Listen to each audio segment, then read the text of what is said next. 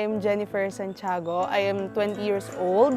I take Bachelor of Secondary Education major in Science in Cavite State University, Naik Campus po.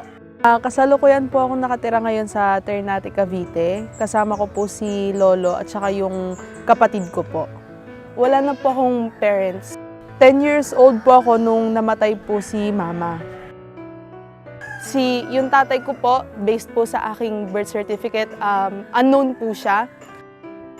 Kaya ulila na po ako sa mga magulang.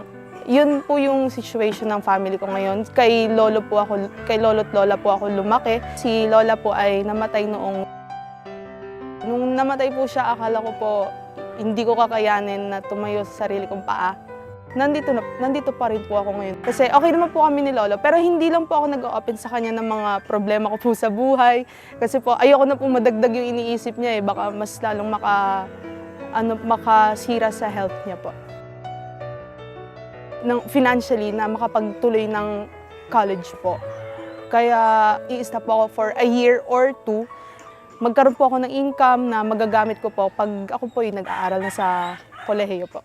Isa sa kung mag-work agad siya, maliit lang ang kanyang malamang ho. Kasi kung magiging addict na siya sa income na ganun lang, kapag sa kurso, mas maganda ang magiging kinabukasan niya. Kasi sa nangyari sa akin, naging ordinaryo lang, hindi sa maging professional. Ngayon ako, nangungontrata ako nung malakas pa ako para mapagpatuloy ko yung pag-aaral din ni Jennifer. Yes, ang pensyon ko, ordinaryo lang kasi ang pensyon ko, isang buwan is 3,500 a month to yun. Nung nag-start po ako ng college, 2021 po, height pa po ng pandemic that time. Mahirap po for me na mag-aral ng online class, lalo na't hindi po ako sanay sa technology po. At wala rin po akong gamit na cellphone lang po yung gamit ko nung online class. Naglo-load din po ako every week. Gumagastos po ako ng halos 500 pesos per month para po sa data.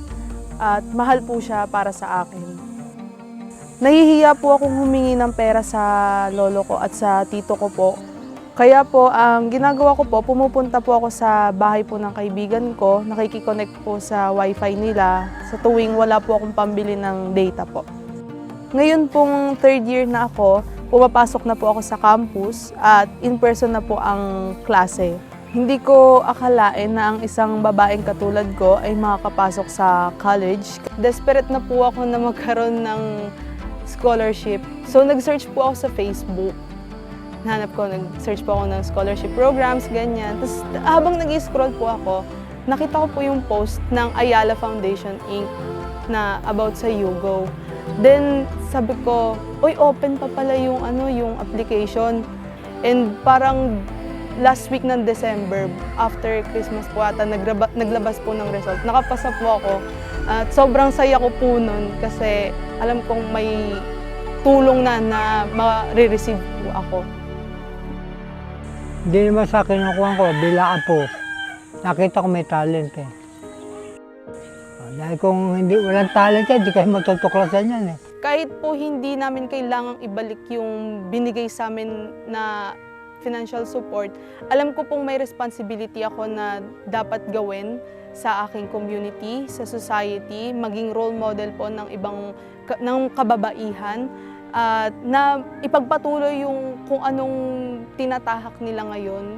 Ang dream ko po, magkaroon ng stable job, ng may magandang kita po, at makatulong po sa aking kay lolo sa pagbayad ng bills, at mapagawa po yung bahay namin.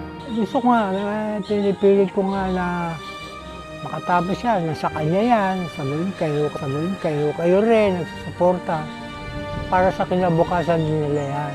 Kasi sa tingin ko kaya naman niya Love ko yan